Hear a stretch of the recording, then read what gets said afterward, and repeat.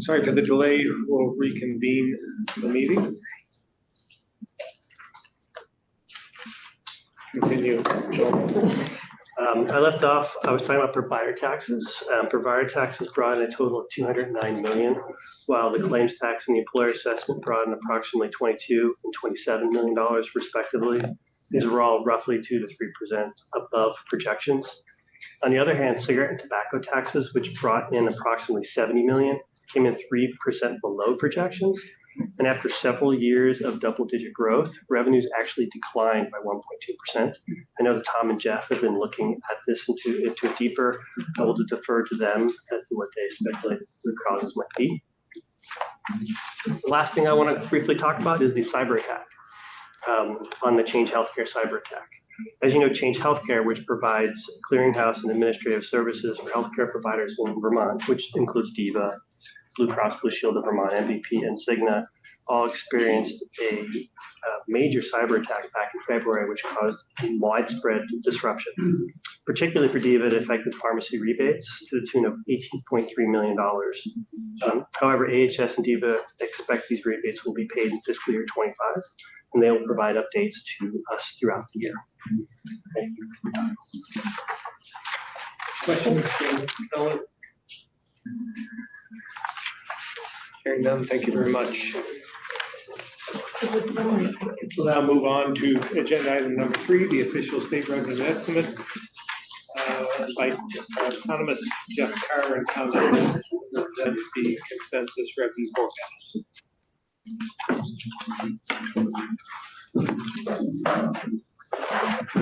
Good morning. We continue to live in interesting times.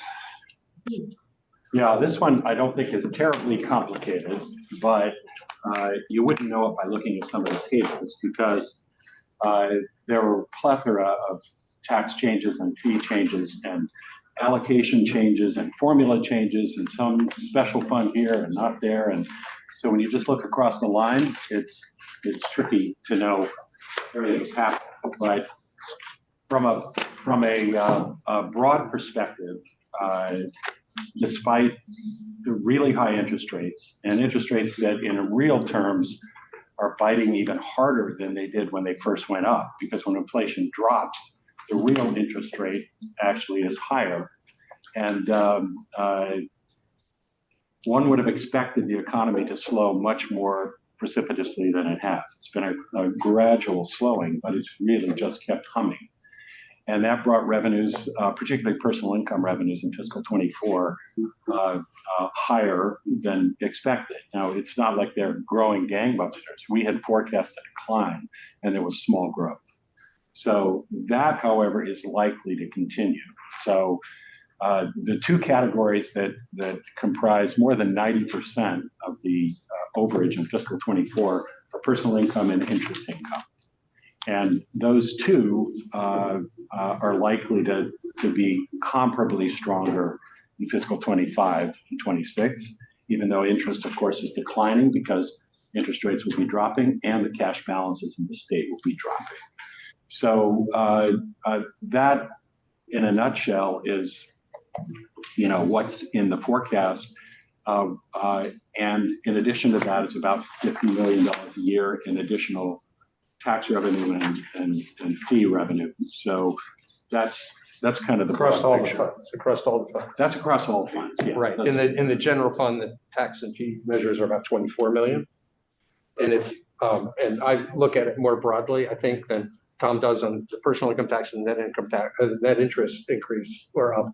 But also, I just want to point out we had an unusual increase in healthcare revenues this time around. Normally, they don't go up by 11 and 16.7 million dollars. So actually, if you use those top three, we're explaining 99% of that increase in the general fund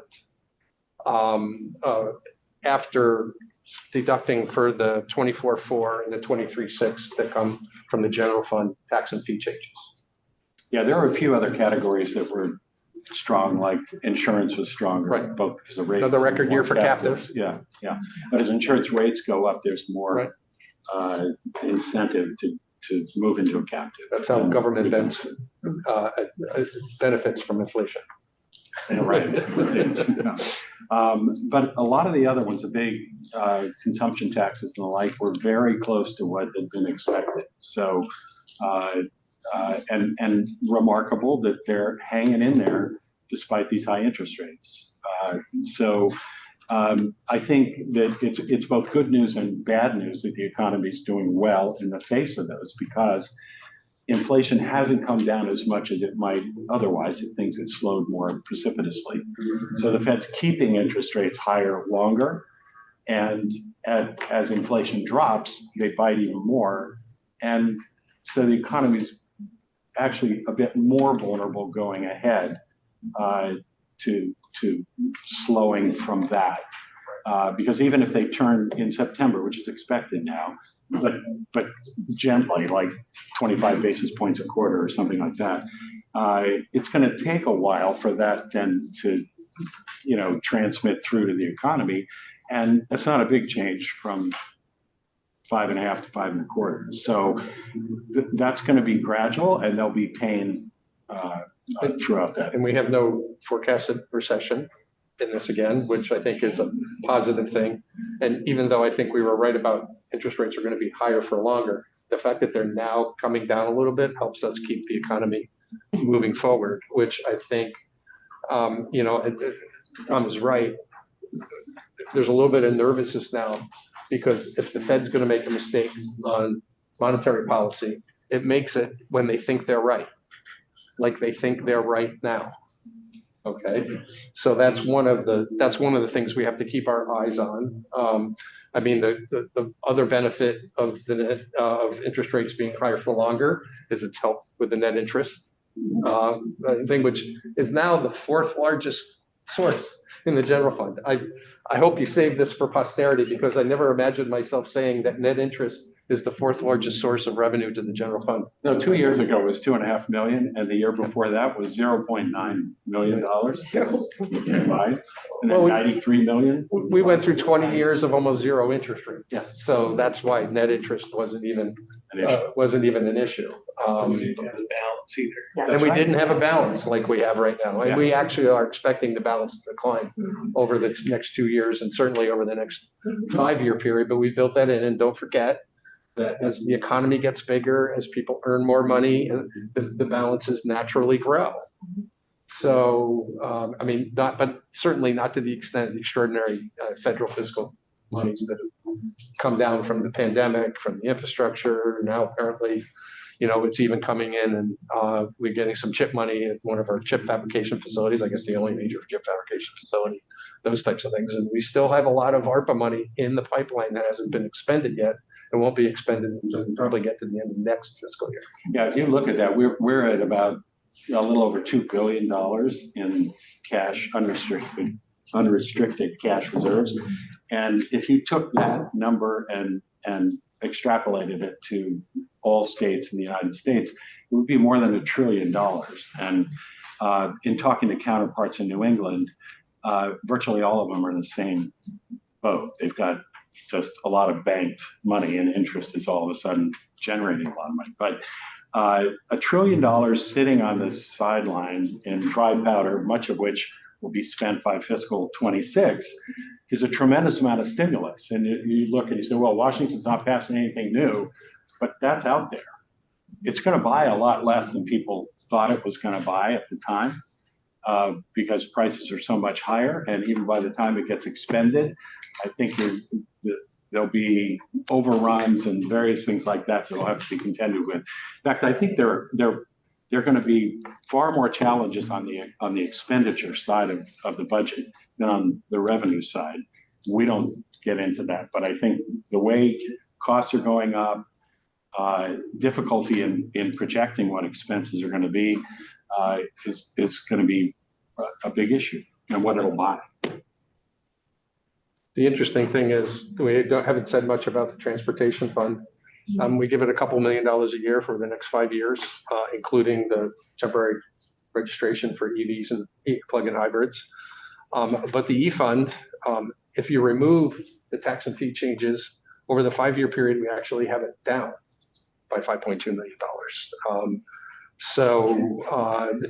There's not a lot going on outside. And as Tom said earlier, except for personal income, net interest, and, a couple of other sources, there isn't a lot different than when we sat before you the last time.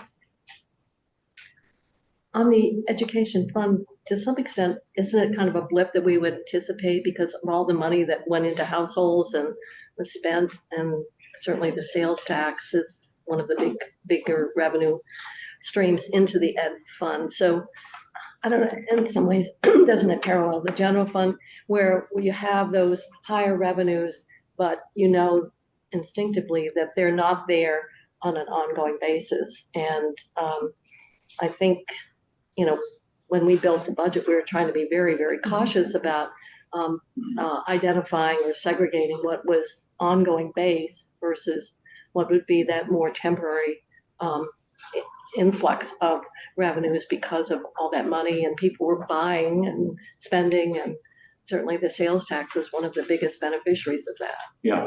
So sales and use, it also, consumer spending has remained solid. Yeah. But there's less in the way of consumer durables. So if you look at spending on consumer durables, that's more the stuff that we have in the sales tax than services. Mm-hmm. So, we'll see spending on services through meals and rooms tax and stuff like that. And that's been stronger. Mm-hmm. So there's been subaltern growth in. The interesting thing is after this. In a perverse way, doesn't government benefit from inflation as long as people continue to spend? Yeah, it depends if you have automatic rate adjustments, but otherwise, yeah. I mean, the thing too is that Cost of goods increase, labor costs increase. Right. But if you have taxes per unit taxes, then you get into like a per gallon tax or those are things that don't do as well. But if you're pegged to the money flows, the more money is flowing, you're getting. As long as they keep spending. As long as people keep spending, yeah, absolutely. Until the BBA, one of the shining lights in pushing sales and use taxes higher was the sales tax on cannabis. Mm-hmm. Yeah, and there is also more stress with interest rates in different income classes. So we've seen delinquencies on credit cards go up dramatically in the last couple of quarters, and both 30 days and 90-day delinquencies. And there's some work that I think the St. Louis Fed did where they were able to get that data on a zip code basis and then look at zip codes with lower incomes. And the zip codes with low incomes were particularly stressed, of course.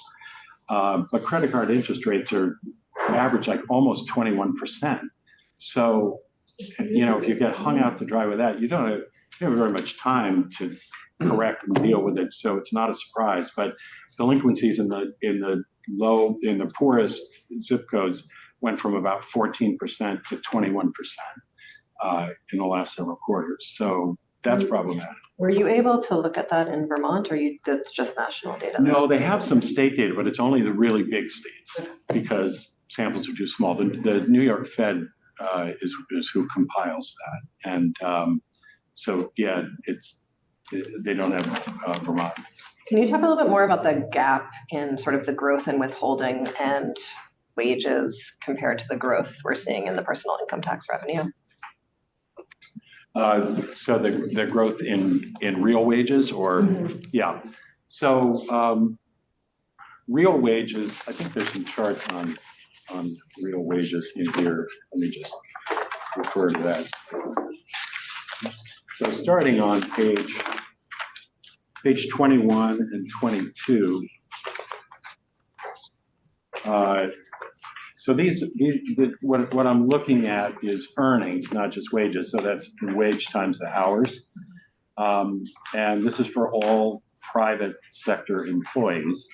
And these are rates of change, so percent change year ago.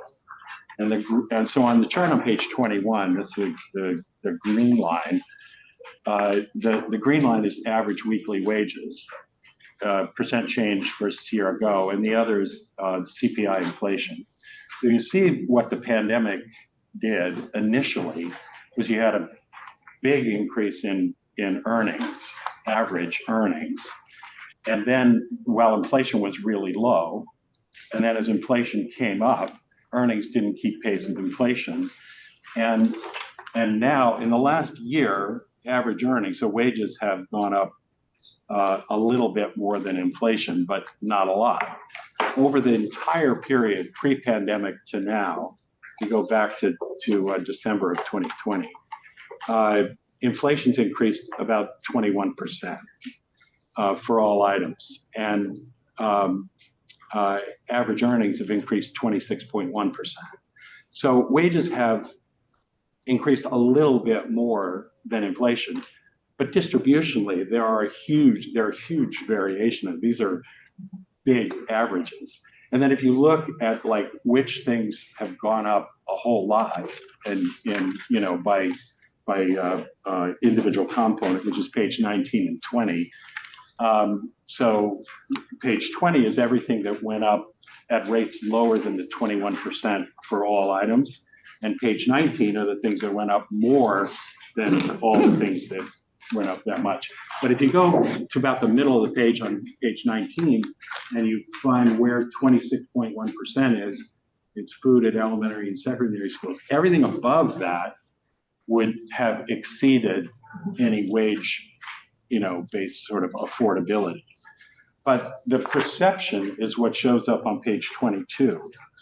So you have, if you just look at real average earnings, they spiked, early in the pandemic, and then inflation's taken that away, over a period of time. So that's what everybody's experienced is, maybe I didn't think I was going to keep all of the real wage growth that I got, but then to have it, whittled away by inflation over a long period of time, even though it's been up a little bit for the last 12 months, the sensibility is I lost something out of this, and the focus is on that. So I think there's a lot of psychology that plays into it as well, but right now earnings are just exceeding inflation by a bit.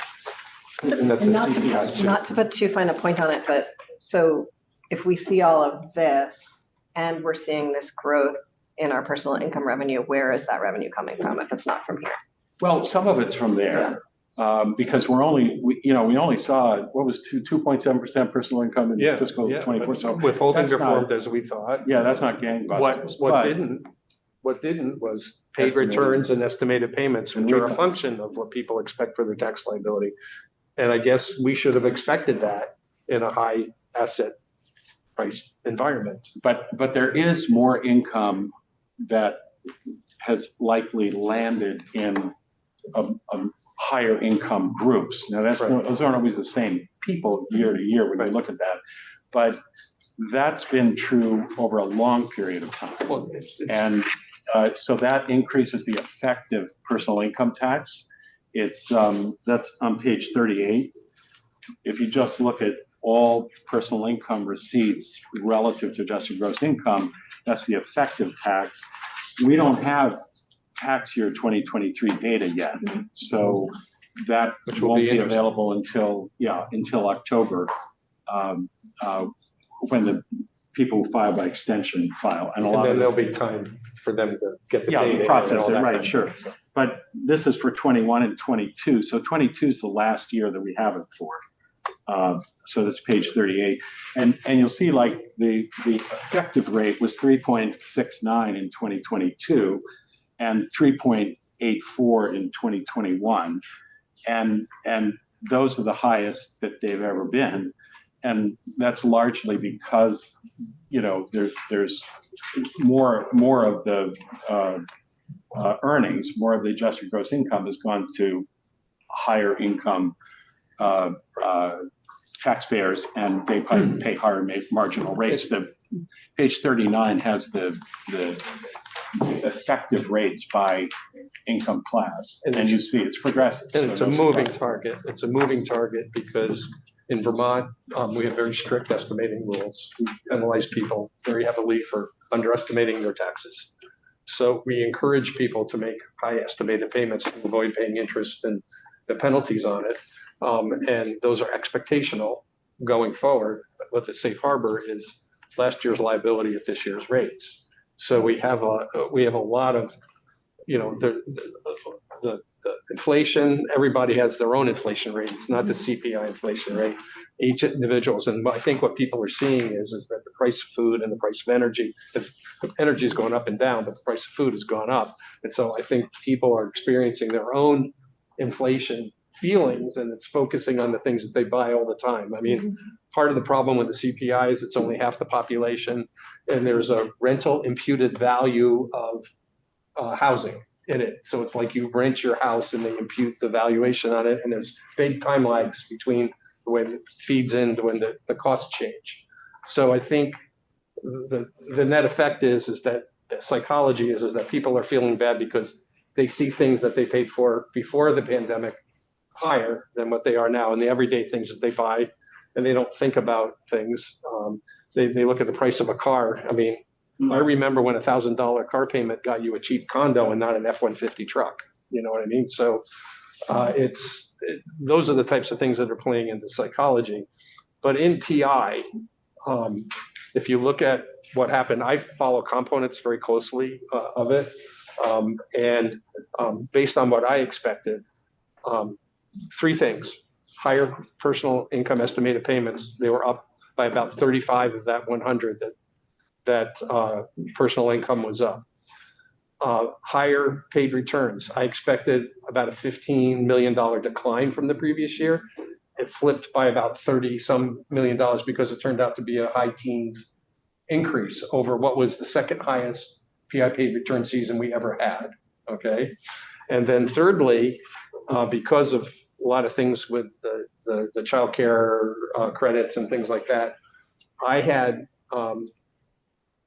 personal income tax cash out refunds running about $20 to $23 million higher than what they actually turned out to be.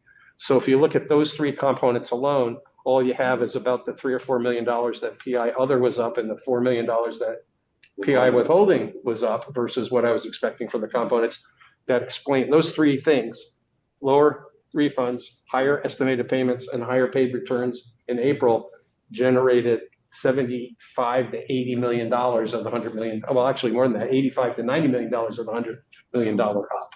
Yeah, and we don't do a consensus forecast of the components, but we both run them, and we weren't far apart at all on those either. So it was a comparable. So, we try to follow the components because it can tell you something about what happens. Like, for example, the estimated payments in September and January tell us a lot about what's going to happen in April. And unfortunately, we have to declare on the revenue forecast before we have the information from the year-end estimated payments when people make changes. So those are the kinds of things that go into the technical aspects of why we miss on forecasts and things like that. If we change the thing and let the governor give his budget in first week of February, we could get the information from the tax returns, and you could get a better number. August. Yeah, you could get a better number. You know, it's a constant tension. We can give you a number on January 10th, but the number we give you on January 15th would be better. The number we give you on January 20th would be better than that. The number we give you on January 30th would be even better. Yeah. I have a question about wages. The graph is private employees. What if, and a very significant part of the labor force, in fact, is not private, it's governmental employees, and that's growing. And so what would, if you looked at that sector of the workforce, would that alter what this graph looks like relative to their wages versus inflation? You can do that. I mean, they tend to move in the same way because they're part of it's a free market. So you're having to hire, if you're a private employer, you're having to compete with whatever a prevailing wage might be in government. You saw that with daycare centers and teachers. So daycare centers were paying more because they had some pandemic money, and public school teachers were finding it more attractive to be working in daycare. You know, I mean, that sort of dynamic can work across all sorts of industries. So there's. You don't think it would actually? I don't think it'd be dramatically different, but we can we can run stuff in. I don't know what hand. percentage of the workforce is private versus, Well, it's not that it's such a high percentage, it's more government affects the private workforce as well as the public through spending, so it's not comparable with spending direct employees. I don't know what the share would be. In Vermont, what's the share of government in I think the there's- payroll employment? I think it's about 30 or 35,000, something like that. I can't remember. Out off of the top of my 300, so head. 10% or so. Yeah, maybe 10, 15% okay. workforce I was is just that. wondering. Yeah, we could run stuff. I wish I had that, I wish I had the ability to carry all those statistics off the top of my head. When I don't memorize anything I can't look up nowadays. You're not the only person who said that, right? Right. Uh-huh. Just to get a little further in the weeds on stuff, Nolan mentioned, cigarette tax. Oh, yeah. And tobacco product taxes were weak, and we had the first, after like exponential growth in early years, we had the first decline in e-cigarette tax receipts, which isn't necessarily a bad thing, but what was sort of surprising, and in looking into it, there's a new incarnation of nicotine delivery, which are these pouches, nicotine pouches, which there's some confusion about exactly how they're taxed in Vermont. We should really clarify because. So, yeah, but it's the difference between nicotine that's derived from tobacco and synthetic nicotine starts to blur lines, and the FDA started out a little bit confused and then said, no, we're going to regulate all of it. But in talking to tax about it, there wasn't complete clarity on what it should be taxed, and they thought it did not fall under tobacco products, but then contacted one of the distributors who said, oh, I've been paying it under other tobacco tax for the biggest product in that class, which is called Zyn. It's made by Philip Morris and marketed importantly by Philip Morris. So there's big money behind the marketing of it. It's the sales have just gone through the roof, and they haven't been able to produce them. They have supply shortages, so Philip Morris is building another plant to produce In it. Michigan. Did you just say that tax thought they weren't taxing it, but the They thought that it tobacco wasn't. company is paying it? No, a distributor in Vermont. who Distributor pays Vermont the- is paying it. They put it One down as product. other tobacco On one of the products. products. Yeah. And so it's possible, so that revenue is in there to some of it. Some, and at a rate that other tobacco products. It's way lower. But it's way lower. And then how is the rate based? That's where pipe tobacco Ounces, is. units, whatever. You can concentrate nicotine, really high doses of it too. But the thing that's most insidious about it is that a child could have it in a classroom and you wouldn't see it. I mean, the vaping, even you have to hide it a little bit, and regular cigarettes smell and you have to burn and all the rest, but if it's invisible like that, it's just harder to police and know for illicit uses like that.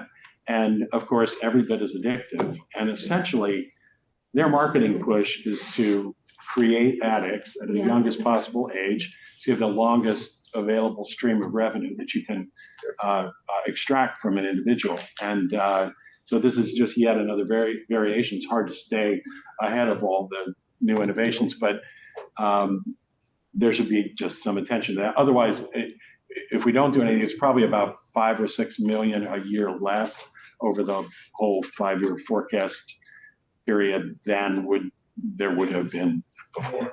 And I know I can look it up, so, but. No shortage of what does innovation. it look like? I mean, I'm envisioning like a pouch, or is it a candy? Does it look like a lifesaver? They sell it again, I've not physically seen it, I've only seen pictures of it, but it's sold in a can that looks like chewing tobacco. So it's like you put chewing tobacco. There's some upstairs on the Human Services Committee table. Okay. Rest assured, there's no shortage of innovation for those producers when there's money to be made. But the money is so phenomenal. I mean, when you read what the Wall Street Journal is reporting about them, Ann and Emily. so it's their big. We spent a lot of time on committee discussing this particular Yeah. world. I mean, it affected total corporate profits in recent quarters, so that they're attributing They're great Philip Morris was 300 million over estimates, and I don't know, you're reported to have about 70% of the market in that particular product area, but it's the kind of wrinkle that comes through, you know, we'll see it in the tax stuff and say, scratch our heads, and then you dig, there's stuff happening. Anyway, that's what's happening in that little corner of things. Seems like you want to change corners. Yeah, another another point to bring up is you'll notice there's a new line on the source general fund and the net general fund for childcare tax revenue. Yeah, below the fund. Below the fund lines. This is the first time we've presented information to the emergency board on that, as you requested. We have a model. I like 2 or 3. Or 2 or 3. I like that we have two models that we're using. One is for the payroll tax itself, and the other is for the self-employment tax. The models are really nice. They work really well. The problem is we only have 2 years, 21 and 22, where we have a way to relate the model independent theoretical calculations to actual W-2 wages that are subject to the tax, and then also the self-employment income that's subject to the tax. So we've done the best we could on it, but it's a first time. And then the other issue is it's going to be difficult to monitor because it's reported with the personal income withholding together. We won't have our first indication of what the difference between the two are until the end of the September quarter reports that come in at the end of October. And then we won't have the numbers for the quarter ended in December until the end of January. And so we'll probably know a little bit more in February. So only having 2 observations of actuals to relay the theoretical model to is going to be a little uncomfortable. It's also going to be a little uncomfortable from the standpoint of when withholding comes in for July, August, we won't know what percentage is technically childcare tax versus personal income withholding. The way that the self-employment looks like it's going to be reported is we won't get information until the tax filings for the, and then a half a year. And then a half a year, only a half a year. So it's going to be a little chaotic on that front. Now, realizing that, you know, personal income withholding is where it is, and we're talking about, you know, $99 million worth of payroll and self-employment tax. It's not a lot, but it's enough to make analysis uncomfortable and to be uneasy about. I think it's a lot. Yeah. Anyway. Well, relative to the whole personal income Yeah. withholding, which is more than $1 billion. Yeah. So we're assuming that it's going to have the same seasonality as regular personal income withholding, but we won't know until we get it. Because obviously anybody who is a wage earner that isn't physically located in Vermont doesn't owe it. So if I have a remote employee in the state of Washington, that person isn't liable for the childcare tax on my company's payroll. So, you know, we know a little bit about what that is. Looking at Commerce Department data, they call it the residency adjustment and those kinds of things. So we have some commerce data. So we think we know what it is, but we won't know until we actually get some hard data, at least for a full year, until we can see if there's any differences in seasonality, you know, because there might be some difference between people who work remotely seasonally versus ones that don't. And so we all have to bear in mind that it's going to be a little chaotic for the first couple of years that this is going in. And I didn't mean to say that $100 million wasn't a lot of money. You know, I know that, but in the scheme of things, in terms of total personal income withholding, which is our largest single source, which is the source that is vulnerable to changes in the economy. And now we have this layered on top of it. So some of our early warning signals of issues may be a little compromised until we can get a better delineation on these. Yeah, and we're working with tax to try to do the best we can with that, but it's just going to fog things a bit. Do you have access to federal payroll tax data to be able to sort of build your model and build your analysis? We have access to everything the tax department Okay. has, but it's not always, you don't always have it immediately, and then people's returns. I was thinking like to be looking backwards a little bit more. That's what we Oh, yeah. have. We have Yeah. 21 and 22. We have that data. We don't have 23, unfortunately, because people haven't filed their 23s yet. It's going to take a little while. So you would think that adding another data point to only 2 is a 30% increase, we get some more information. Yes, statistically though, if you run It's- models with 2 years, your standard errors are like gigantic and. The technical term is it's dicey. Yeah, yeah, uncertain. Yeah. Anyway, that's, We just wanted to alert you to that. when you hear like, you think revenues are It's a above no, target, no. Yeah, but, you know, they're going to maybe be they're not. straight theoretical calculations on that, which I have to tell you, I'm not, after doing this for 30 years and being a data person, I'm not used to that environment. It's going to take me a while to get used to that environment. Any other questions? So you need a motion. Why don't I read something and you can so move if you'd like. So I'd like a motion to accept the state revenue estimates for fiscal year 2025 and 2026 as explained in item 3 in the meeting materials. So moved. Is there a second? Second. Is there any further discussion? All in favor? Aye. All those opposed? The ayes have it. Thank you both very much. thank you.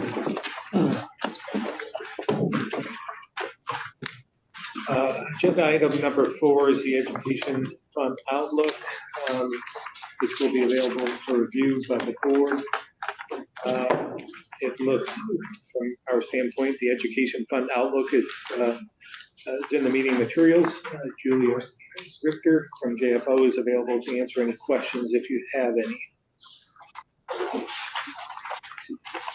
there any questions on that? Should we bring Julia up?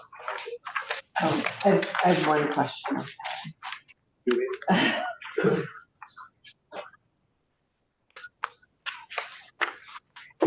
Good morning. Good morning. I'm Julia Richter with the Joint Fiscal Office. Hi, Julie. I'm curious, my understanding is that revenues were a little bit lower than expected and we're dipping into the reserve, and I wonder if you could tell us about that a little bit. Sure. So you do have the Ed Fund Outlook for fiscal year 25 in the packet, which reflects the revenue forecast.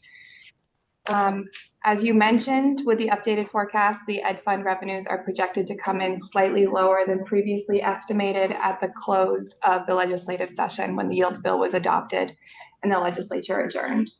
So for that reason, as you will see in lines 34 through 37, that current estimates will draw approximately 1.2 million from the stabilization reserve for the Ed Fund to not have a deficit if this were to be the picture at the close of fiscal year 25.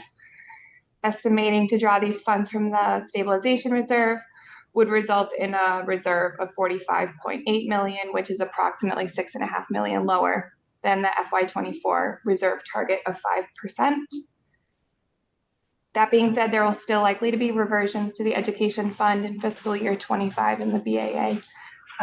So there are likely to be additional funds moving forward. No, we don't have an unreserved and unallocated as we have in previous years. Yeah, that's correct. So as you may recall, in recent prior years, there's been a large unreserved unallocated on the bottom line that has been used to buy down property tax rates. 35, what's it, 35 million? Yeah, so in fiscal year 24, you'll see that in line 41, it was about 33.5 million. Fiscal year 23, there was 137 million in unreserved unallocated on the bottom line. You'll see for fiscal year 25, we're projecting that 0 on the bottom line, and that's because we're using those stabilization reserve funds in order to ensure the Ed Fund is not in deficit. So we have no cushion starting out next year. Well summarized. Any further questions? Thank you, Julia. Thanks, Julie. Let's move on to agenda item number 5, other business, emergency financial assistance for municipalities. I'd like to have our Chief Recovery Officer, Doug Farnham, to explain the process. Thank you, Governor, members of the board. For the record, Douglas Farnham, Chief Recovery Officer. So the Emergency Relief Assistance Fund in Title 20, Section 45 is primarily established to provide state assistance for local share in federally declared disasters. So that is the primary purpose of the fund as a flow through to assist municipalities with their local obligations towards primarily repairs. The public assistance is focused on repairing the damage immediately from a disaster.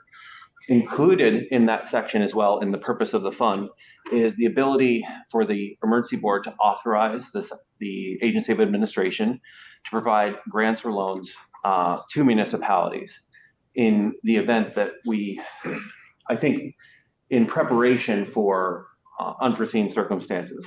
The unforeseen circumstances right now are that last July, we of course had a historic flood, which depleted the cash reserves of many municipalities. It impacted over 100 municipalities. And of course, the treasurer and the bond bank worked together to provide short-term capital to help bridge municipalities. The remnants of Hurricane Beryl caused another event several weeks ago, which was a different type of flooding. This flooding was more fluvial erosion. It impacted fewer communities. The damage is still being assessed, but along with the preliminary damage assessments being conducted with FEMA, there's enough anecdotal evidence to show at this point that several communities have experienced damage which exceeds their short-term ability, their cash ability to conduct those repairs significantly. In some cases to the order of potentially more than 5 times their annual budget in what the cost of the repairs may be. So this request today is to allow the agency of administration to provide up to $5 million of loans at low or no interest in order to provide those municipalities access to capital in the short term and allow the short-term work to proceed if they don't have the cash to. We don't want work to stop because they have run out of cash to engage with contractors. And then the administration is also working with the bond bank and the treasurer's office for them to establish another round of lending, which will provide a more medium and long-term solution through that venue. So this is a bridge measure to allow that mechanism from the treasurer's office and the bond bank to go into place. We do have one thing I forgot to mention is that the 2024 Budget Adjustment Act also placed a large amount of funds in the Emergency Relief Assistance Fund. So we have an unusual circumstance. Usually that fund only has several $1 million in it. Right now it has $18 million. Much of that will be processed over the course of the summer. Well, not much. I shouldn't say much, sorry. A portion of that will be processed as advances to some of the communities as directed in the Budget Adjustment Act. And but at least 50% of it is slated for projects which will take several years to complete. Larger projects like wastewater treatment facilities, which we're still negotiating the cost with FEMA. So we should be able to provide this $5 million of loans without depleting the cash that is currently in the fund and without endangering the ability for the state to provide match for the local needs related to last July's flooding. And I'm of course happy to take any questions. Well, obviously, my area of the world got really affected, and particularly very small towns like Barnet and Peacham and Hardwick's wastewater got damaged again. So it really, I know personally what that fiscal stress has been on the select boards and how they can respond. We talked about class 4 roads and how we're going to have to take a look at that because right now they're kind of orphaned under FEMA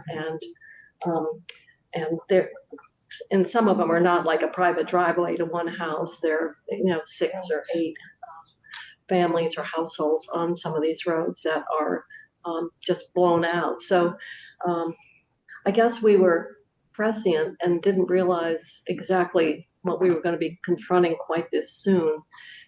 in the budget itself is the clawback, as we've talked about, of the 36 million ARPA to go into a new fund that we created. I know people hate new funds, but the Municipal Mitigation Fund. So that's also gives us some capacity, but for the future, it's sort of like, how do we harden ourselves? Because just last night, my area got hit with 8 inches more of rain, and so the damage is just being compounded. So with that said, I obviously do support this motion, and I would Insult to injury in terms of some of those towns, Beecham, Farnet, I know. Yeah. some of Plainfield. I was, holding my breath last night Yeah. in terms of Plainfield. It's just a matter of luck where one of these cells, Which Yeah. mountain the water Parks, falls yeah. on. so. But even, Starksboro, down your area, or was heavily impacted. They don't have the resources to continue and to hold contractors at bay, so to speak, for their money. Hmm. It's just not going to work. So I would move approval of the 5 million. I don't need to read the motion itself, or do you want me to? It's identified here on the sheet. Yeah, maybe just refer to the.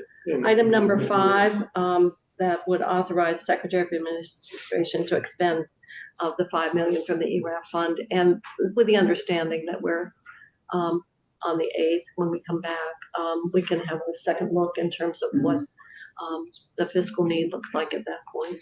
So I'll second that. Is there any further discussion?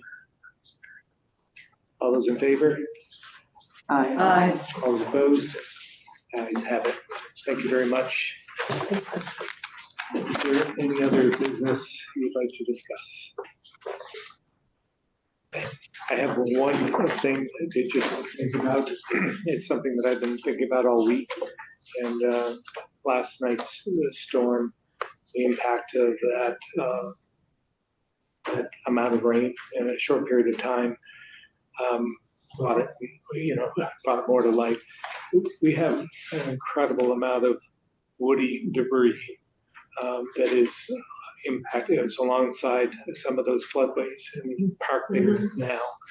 That I'm becoming more and more concerned is going to further impact us in these fragile areas. So I don't have a proposal at this point in time, but just be prepared, because I think we're going to have to make a huge effort to try and get some of that out. Now, we don't know if it's in the right of way.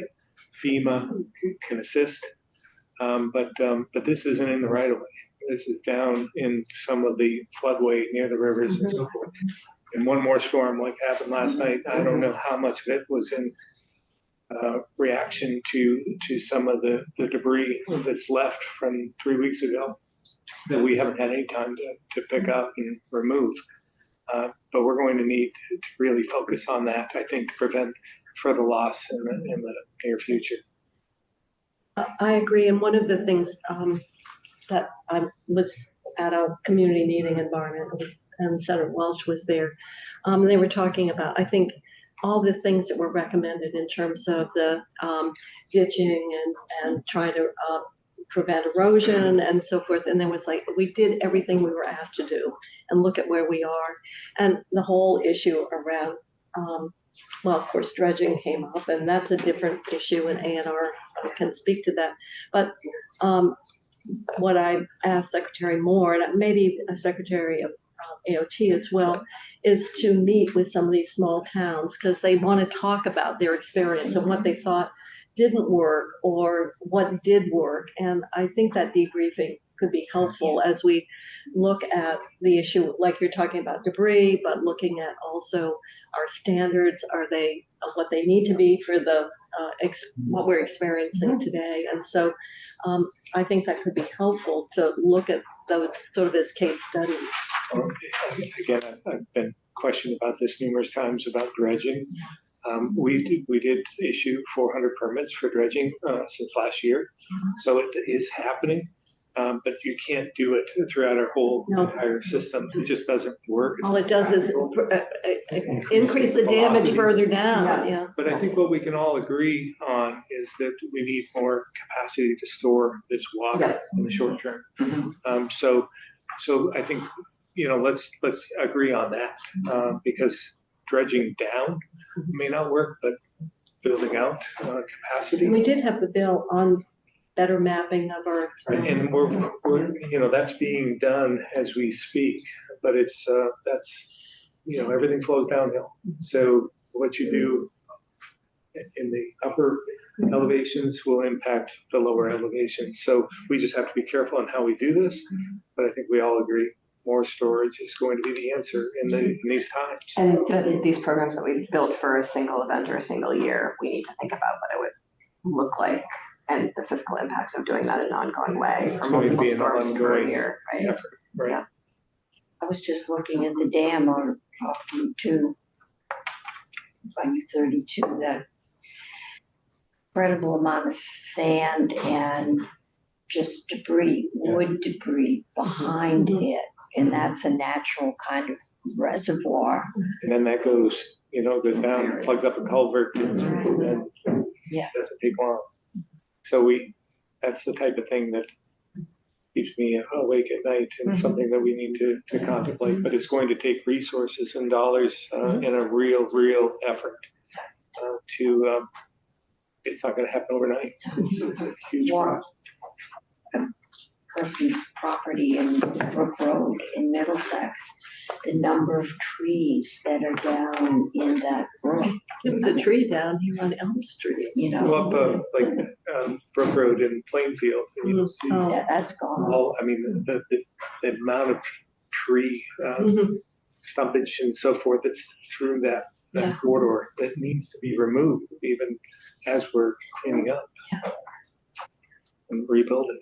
Well, thank you for bringing that. Yeah, so we'll be talking about that more. Yeah.